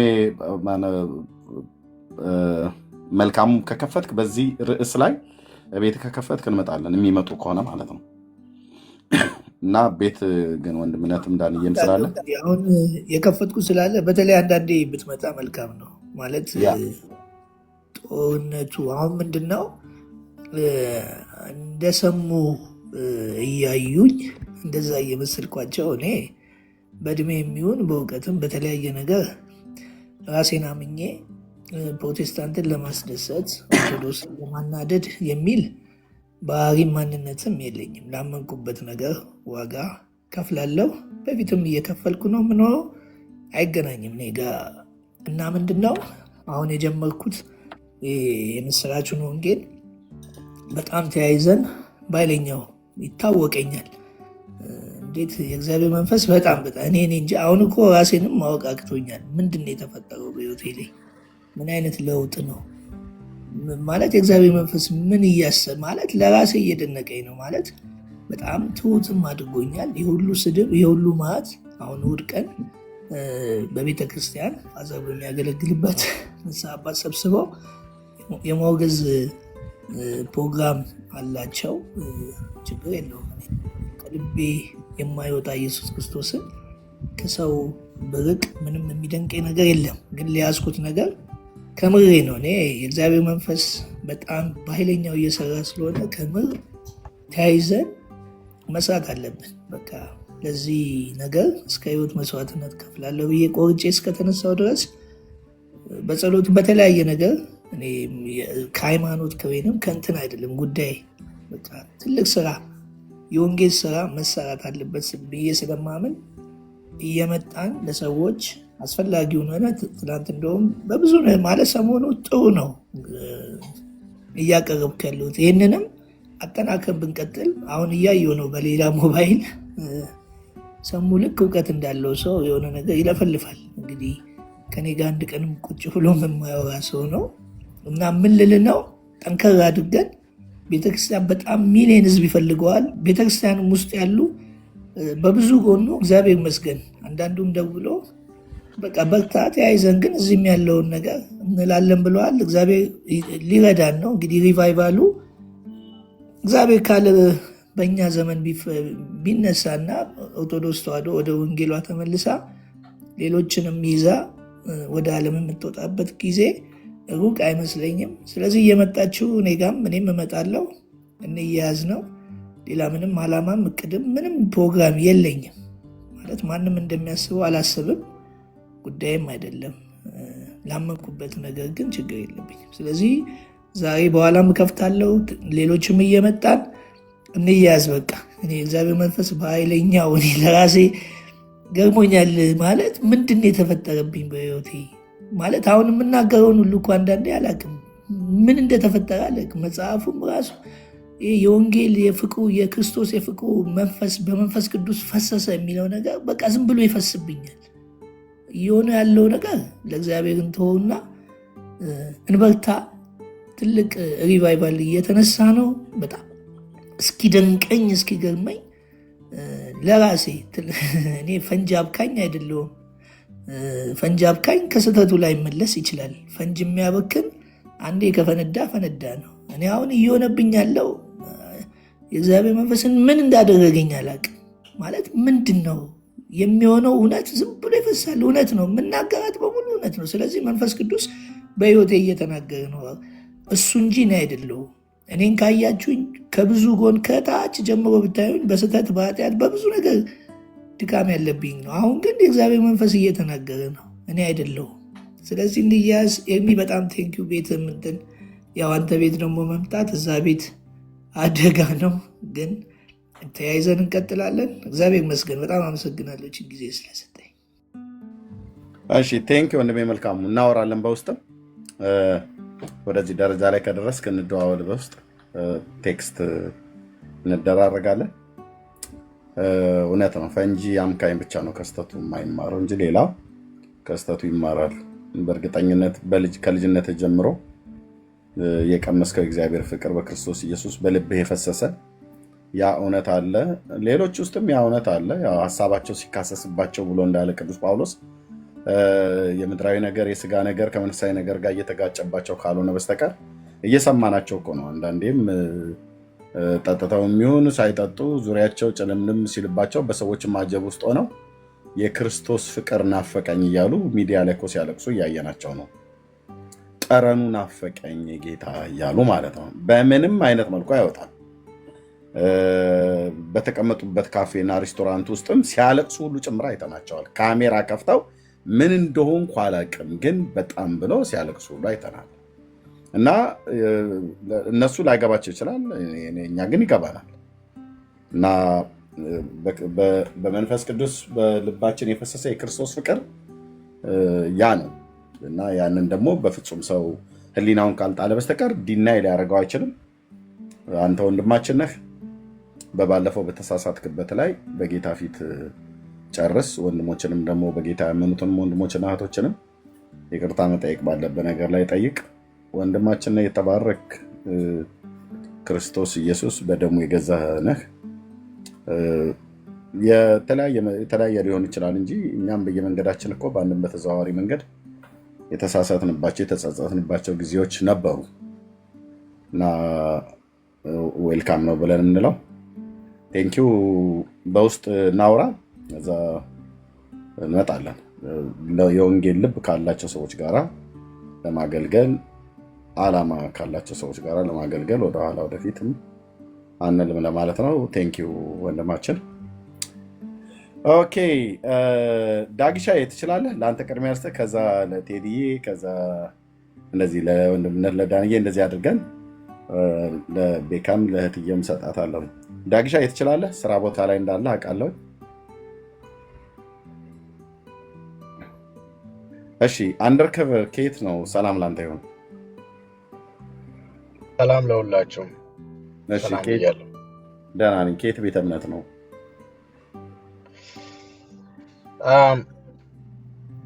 ብዙ ዲቴል አለው እምነቴን ከመናገሬ በፊት ማለት እንዴት ዲቴል?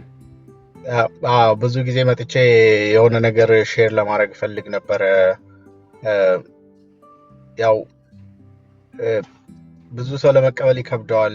በሆነ ምክንያት የሆነ ጊዜ ሞትን አይቼ ነበረ። ለተወሰኑ ጊዜያት ሞቼ ከሞት በኋላ ነፍሴ ከህይወት የተነጥላ የሆነ ኤክስፒሪየንስ ነበረኝ። ተደብቄም ሶሻል ሚዲያ ላይ የምወጣበት ምክንያት አንዳንድ ነገሮች ከጀርባ እየተሰሩ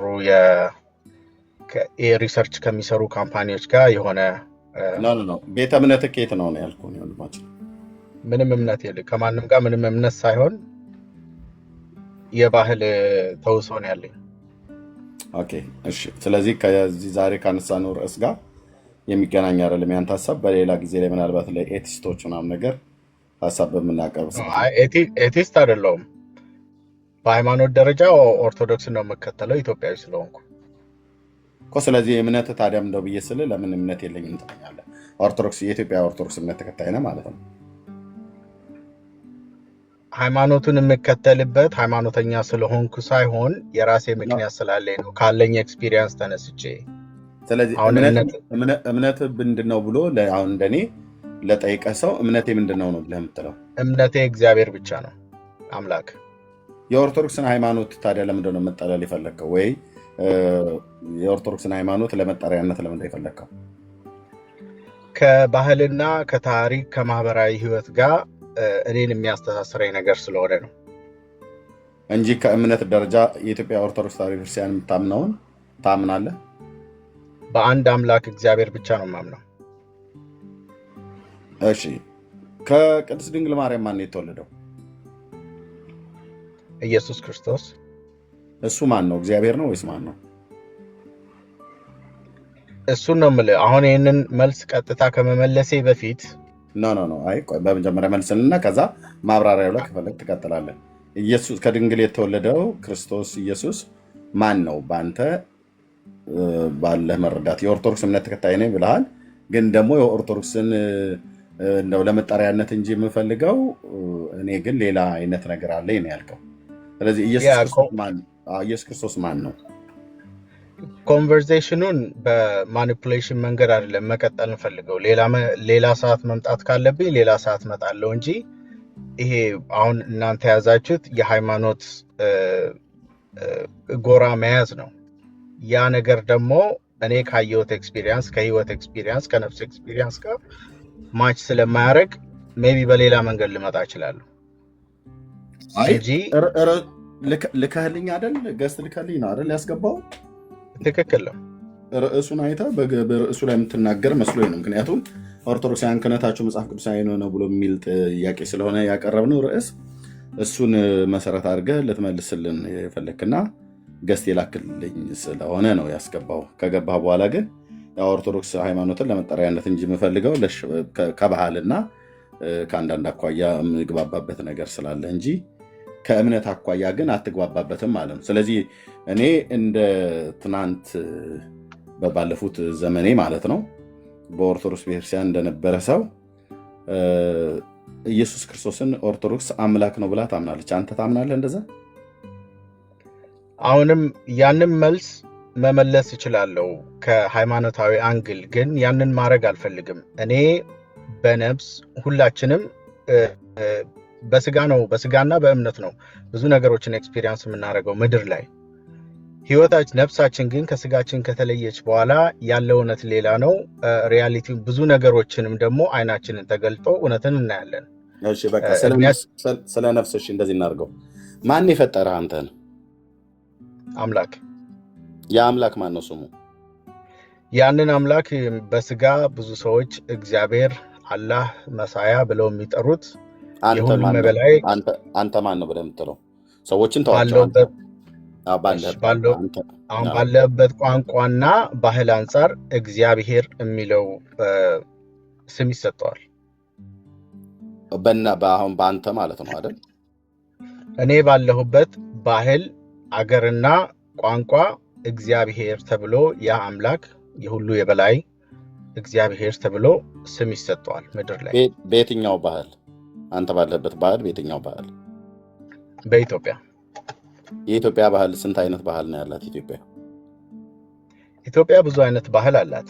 አንተ ከየትኛው ባህል ውስጥ ነህ? በየትኛው ባህል ላይ ነው እግዚአብሔር ብለው የሚጠሩት? ኢትዮጵያ ብዙ ባህሎች አሏት። ከዛ ባህል በየትኛው ባህል ላይ ነው እግዚአብሔር ተብሎ የሚጠራው? ኢትዮጵያ ውስጥ ባህል የሚባለው ማንም ጎሳ ተደራጅቶ ተስማምቶ በየትኛው ባህል ነው ያልኩ? የኢትዮጵያ ባህሎችን አይደለም። አይ ነው ወንድም ኤርሚያስ፣ እንደዚህ ኮንቨርሴሽኖችን ለመቀጠል ትንሽ ይከብዳል። በቃ ለምንድን የከበደህ? ነው ከብዶኝ አይደለም። ይኸውልህ ነገሮችን ግልጽ ለማድረግ እንዲረዳን ያለው ስለከበደ ነው። ይከብዳል ብለህ ያልከው ስለከበደ ልክ ነው አይደለም? ለመረዳት እንዲቀል በማለት ነው። አቅልልኝ ከሆነ ላቀልልህ እችላለሁ። ያውም ከርዕስ ማለት ነው። አቅልልኝ ከሆነ ላቀልልህ እችላለሁ። በአንተ በኢትዮጵያ ውስጥ ባለ ባህል እግዚአብሔር ይባላል አልከኝ። ኢትዮጵያ ውስጥ ስንት ባህል አለ ብዬ ስልህ ብዙ ባህል አለ አልከኝ። በየትኛው በባህል አይደለም ዲፋይን ያደረግኩት። እሺ ታዲያ የአምላክ አንተን የፈጠረ አምላክ ማን ነው ስሙ? ወንድሜ ተናግሬ እንድጨርስም እድል ስጠኝ። እኔ እሰጥሃለሁ ነው። ቤቱ መልእክት ስላለው ሰው ስለሚረዳ ብዬ ስላመንኩ ነው ጠብቄ የገባሁት። ዛሬ መጀመሪያ አይደለም፣ እንደ አጋጣሚ ቶሎ ገባሁ እንጂ ችግር የለም። አሁን ያ የፈጠረ አምላክ ስሙ ማን ነው ነው ያልኩህ? እግዚአብሔር ባለን ቋንቋ በምንድን ነው እግዚአብሔር መሆኑን በምንድን ነው ያወቀው? እግዚአብሔር መሆኑን መጽሐፍ ቅዱስም መረጃውን በቂ አያቀርብም። ተፈጥሮ፣ እኔ ራሴ፣ ሰው ማንነቱ፣ ዓለም በራሱ የማይክደው በምንድን ነው ያወቀው ነው ያልኩህ? በስራው። እሺ በስራው ቀለል አድርግልህ። ኦኬ በስራው አይደል? ከስራው አንዱ አንተ ነህ ወይስ አይደለም? ነኝ። አንዱ አንተ የማን ስራ ነህ? ስራውን ብቻ ሳልሆን ጥበቡም ነኝ። የጠየቅኩ መልስልኝ። ከስራው አንዱ አንተ ነህ። ስለዚህ አንተን የሰራህ ማነው ስሙ? እግዚአብሔር ነው ያልከኝ አይደል? እግዚአብሔር በእኔ ቋንቋ እኮ። በአንተ ቋንቋ ነው ወይስ በኢትዮጵያ ባህል ነው? ባህሉን ተው። ባህሉ በጣም ናሮ ነው። ቀደም ባህል ነው ብለህ ስላልከኝ ነው። ባህል ቋንቋ በአንተ ቋንቋ ነው ወይስ በኢትዮጵያ ባህል ነው እግዚአብሔር ነው ብለህ ያልከኝ? ያ እንደዚህ በመቆራረጥ ባናወራ ደስ ይለኛል። ምክንያቱም ቅድም በባህላችን ነው አልከኝ፣ አሁን ደግሞ በእኔ ቋንቋ አልከኝ። ቅድም በኢትዮጵያዊነት ባህል አልከኝ፣ አሁን ደግሞ በእኔ ቋንቋ አልከኝ። ይሄ ሰራኝ ብለህ ያልከው እግዚአብሔር ብለህ ያልከው በማን ቋንቋ ነው እግዚአብሔር ነው ተብሎ የተጠራው ነው እያልኩ ያለሁት? በሀገር፣ በማህበረሰብ፣ በቋንቋ እኛ የምንገልጸው እግዚአብሔርን በምንለው ቃል እሱን እግዚአብሔር ነው የምልህ። ናሮ ለማድረግ አይደለም። በባህል አይደለም እግዚአብሔር የሚገመተው፣ በሀገርም አይደለም። ግን እኛ የምንገልጽበት ስሙን ኬት አገኘው? እግዚአብሔር ብሎ የሚለውን ስሙን ኬት ነው ያገኘው? ለመጀመሪያ ጊዜ ይህን ስም ለአምላክ የሰጠ አገር ወይ ሃይማኖት ወይ ባህል እግዚአብሔር የሚለው ቃል የካራክተሩ ዲስክሪፕሽን ነው። ምን ማለት ቃሉ የምን ቃል ነው? ከኢትዮጵያ ብሔር ብሔረሰቦች ውስጥ የምን ቃል ነው ቃሉ? አማርኛ። እግዚአብሔር ማለት አማርኛ ማለት ነው። ላይሆንም ይችላል። ቅድም ለዛ ነው ያልኩት። እንደ ማህበረሰብ ቀደም ማህበረሰብ አይደለም ብለሃል ነው አልከኝ። ከዛ ደግሞ ስጠይቀኝ እንደኔ ነው እንጂ እንደ ማህበረሰብ አይደለም አልከኝ።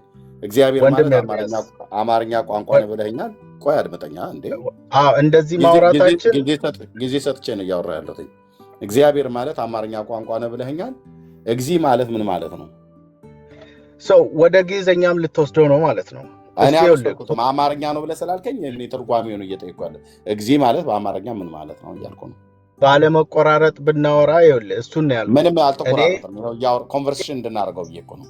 እግዚ ማለት አይ ነው ይኸውልህ አሁን ያንን በስጋ ነው እናንተ ካልኩሌት እያደረጋችሁ ያላችሁ። አንተ በነፍስ ካልኩሌት አድርገህ ንገረን። እኔ በስጋ ብጠይቅህም አንተ ግን በነፍስ በደንብ ደምረህ ቀንሰህ አባስታካፍለህ የሚደርሰንን ይሄ ነው ብለህ ንገረን። እግዚ ማለት ምን ማለት ነው? በነፍስ ከሆነ ያ ሲጀመር ያ ቃሉ ራሱ ምንም ትርጉም ላይ ይችላል። ኦኬ አማርኛ ነው ብለህ ካልከኝ በኋላ እግዚአብሔር ማለት አማርኛ ነው ብለህ ካልከኝ በኋላ እኔ አሁን እግዚ ብሎ የሚለው ቃል አማርኛ ነው ብለህ ስላልከኝ ትርጓሚው ምንድነው ነው ያልኩት። የቃሉ ትርጉም እሱን እኮ ነው የምልህ። አይደለም በእናንተ ስናወራ የምንቆራረጥ ከሆነ ያንተን ሐሳብ ብቻ ነው ማኒፑሌት የምታደርገው። የኔንም ሐሳብ ኮንቨርሴሽን ነው። እሱን ነው የምልህ። መልስልኝ። እሺ በቃ ይሁን፣ ልስጥህ መልስልኝ። እግዚአብሔር ማለት አማርኛ ቋንቋ ነው ብለኛል። ስለዚህ እግዚ ብሎ የሚለውን ቃል ዲፋይን አድርግልኝ በእናንተ ዓለም ውስጥ ማለት ነው። እሱን በእናንተ በእኔ የሚለውን ነገር እሱን እኮ ነው የምልህ። አሁን እሱ ነገር ለመግባባት እሱን ነው የምልህ። አየህ አውርተን ካልጨረስን በቃ እስካሁን ሰምቻለሁ። የነፍስ ትላለህ፣ በባህል ትላለህ፣ ምንም የሰማኸኝ ነገር የለም። እስካሁን ድረስ ኦኬ አልተደማመጠም። የምታወራው ነገር አለ በጠይቁ ጥያቄ ላይ ነው አይደለም? ይኸውልህ ጥያቄው ትክክል ነው፣ የምጠይቀው ጥያቄ ትክክል ነው። ግን አልቲሜት ጎሉ ሰውን ለማረም አይደለም። ይኸውልህ እንደዚህ አትቆራርጠኝ። አልቲሜት ጎሉ አላማ ሰውን ማረም ነው፣ ሰውን ወደ ትክክለኛ መንገድ መመለስ ነው። which is ጥሩ ነገር ነው። ግን አሁን እኔ እናንተ እንዲህ ስናወራ የሆነ ነገር ጠይቀኸኝ በቃል ከምታረመኝ ይልቅ ሙሉ ሴንቴንስ ተናግሬ ሲጨርስ የዛኔ አንተም የኔን ስህተት ለመያዝ ይመቻል። ግን በየቦታው እያያዝከኝ አንተ በፈለግኩበት መንገድ ስላልሄድኩ የሆነ ከያዝከኝ አላማውን ይቀይራል። እንደዛ እኮ እንዲይዝህ እኮ የምታደርገኝ አንተ ነህ። የምታወራው ነገር አንደኛ ርዕሱ ላይ አይደለም። ይኸውልህ ልብ በል። አንደኛ ርዕሱን እያየህ ርዕሱ ለአንተ እንደማይሆን እያወቅ ገስት ላክልኝ። ኦርቶዶክሳዊ ወንድም ነው ብዬ ገባህ። አንደርከቨር ከየት ቤተ እምነት ነው ብዬ ስልህ እሱን ባልናገርም ለፈይ ምናምን ብላልክ። መጨረሻ ላይ ግን አይ ኦርቶዶክስነትን ለስምነት ትጠቀምበታለሁ አይነት ነው። ያው ለስም ብሎ የሚለውን ቃል ቀጥታ ባትጠቀምም ምክንያቱም እኔ አንተም ብሆን ምክንያቱ ምንድን ነው ብዬ ጠይቃለሁ። በባህል ብለህ አልከኝ። በባህል የሚያገናኘን ነገር አለ ብለህ አልከኝ። ኦኬ ስለዚህ እኔ ደግሞ ብዬ ጠየቅኩ፣ ኢየሱስ ክርስቶስ ማን ነው ከድንግል ማርያም የተወለደው ብዬ አልኩ። እግዚአብሔር ነው ወይስ እግዚአብሔር አይደለም ብዬ ስለ እሱ ላይ አልናገርም አልከኝ። ምክንያቱም አንተ ስለ ሃይማኖት ነው እያወራ ያለው። ታዲያ እኔ ደግሞ የመጣሁት ስለምልታወራ ነው የመጣሁት። እኔ እኮ የሃይማኖት ሰባኪ ነኝ። ትክክል ዳንዬ ወንድምነት። አቤት። ምናልባት ሶሪ በመሀል ስለገባሁኝ። እሺ ኦርቶዶክሳዊ ነን ስትል ሰምተናል አይደል? አንደርከቨር ትክክል። እሺ አሁን ኦርቶዶክሳውያን ክህነታችሁ መጽሐፍ ቅዱሳዊ ነው የሚል አንስተናል። በዚህ ጉዳይ ላይ ማውራት አቅም አለ ነው? አሁን ይኸውልህ የመጣሁበትን ዓላማ ክሊር አድርጌ ነበረ። እኔ ስለ አንተ ዓላማ አይደለም የጠየቅኩ። አሁን የጠየቅኩ የአንተን ዓላማ አይመለከትም። እኛ ዓላማ አለን ስንወጣ ኦርቶዶክሳውያን ክህነታችሁ መጽሐፍ ቅዱሳዊ ነው የሚል ጥያቄን ያነሳ ነው። በዚህ ላይ ማውራት አቅም አለ ነው? ለሃይማኖት ስመጣ እኮ መጀመሪያ ግልጽ አድርጌ በሴንቴንስ የተናገርኩ መሰለኝ። ስለ ሃይማኖት ላወራ ሳይሆን የመጣሁት። ስለዚህ ሌላ ቦታ ሄዳ አሁን እየተወራ ያለው ሃይማኖታዊ ወሬ ነው። ችግር የለውም። በሃይማኖት የምታፍር ከሆነ ሌላ ቦታ ሄደህ ዲስከስ አድርግ። አሁን ስለ ዳኒ ሃይማኖት ነው እያወራን የተረዳኸኝ አይመስለኝም። መረዳት ችግር የለውም መውጣቱ ችግር የለውም፣ ግን መረዳት አይጠበቅብንም ብራዘር።